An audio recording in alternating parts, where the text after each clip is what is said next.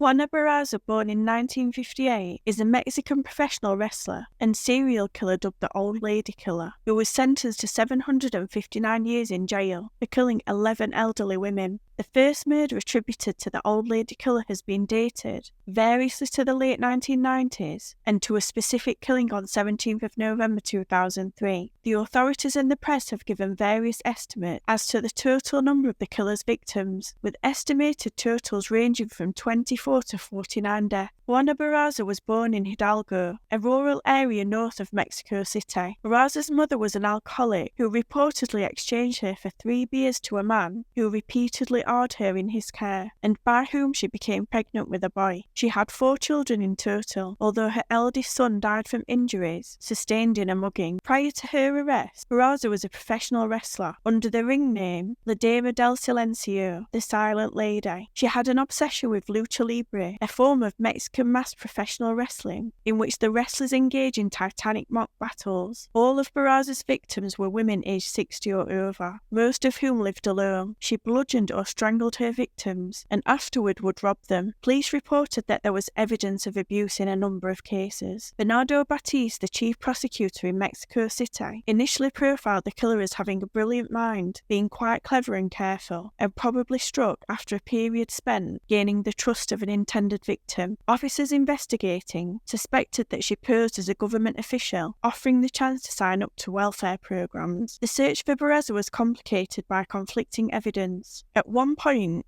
the police hypothesized that 2 killers might be involved. Then an odd coincidence distracted the investigation. At least 3 of Barraza's victims owned a print of an 18th century painting by the French artist Jean-Baptiste Greuze, Boy in Red Waistcoat. The authorities were heavily criticized by the media for dismissing the evidence that a serial killer was at work in Mexico City as merely media sensationalism. As late as the summer of 2005, soon after setting an investigation in motion, the police incurred further criticism by launching what one journalism described as a ham-fisted and unproductive swoop on Mexico City's transvestite prostitutes. By November 2005, the Mexican authorities were reporting witness statements to the effect that the killer wore women's clothing to gain access to the victim's apartment. In one case, a large woman in a red blouse was seen leaving the home of a murdered woman. 2 months later, police began checking the fingerprints of bodies in the city's morgues in the apparent belief that the old lady killer might have committed suicide. A major breakthrough in the case occurred on 25th of January 2006 when a suspect was arrested fleeing from the home of the serial killer's latest victim, Ana Maria de los Reyes Alfaro. Alfaro, 82, had been strangled with a stethoscope. To the surprise of many Mexicans who had suspected the killer to be male, the suspect detained was Juana Barraza, 48, a female wrestler known professionally as the Silent Lady. Witnesses at previous murder scenes had described a masculine-looking woman, and police had previously looked for a transvestite, although they later admitted that the former wrestler resembled composite images of the suspect. Barraza closely resembled a model of the killer's features, which showed the old lady killer with close-cropped hair dyed blonde and a facial mole, and was carrying a stethoscope, pension forms, and a card identifying her as a social worker when she was detained. Mexico City prosecutors said fingerprint evidence linked Barraza to at least 10 murders, of the as many as 40 murders attributed to the killer. The wrestler is said to have confessed to murdering Alfaro and 3 other women, but denied involvement in all of the killings. She told reporters she had visited Alfaro's home in search of laundry work. Barraza was tried in the spring of 2008, the prosecution alleging she had been responsible for as many as 40 deaths. She admitted 1 murder, that of Alfaro, and told the police her motive was lingering resentment regarding her own mother's treatment of her. On 31st of March, she was found guilty on 16 charges of murder and aggravated burglary, including 11 separate counts of murder. She was sentenced to 759 years in prison. Since sentences imposed in Mexican courts are generally served concurrently, but the maximum sentence under Mexican law is 60 years, she will most likely serve the full sentence in prison.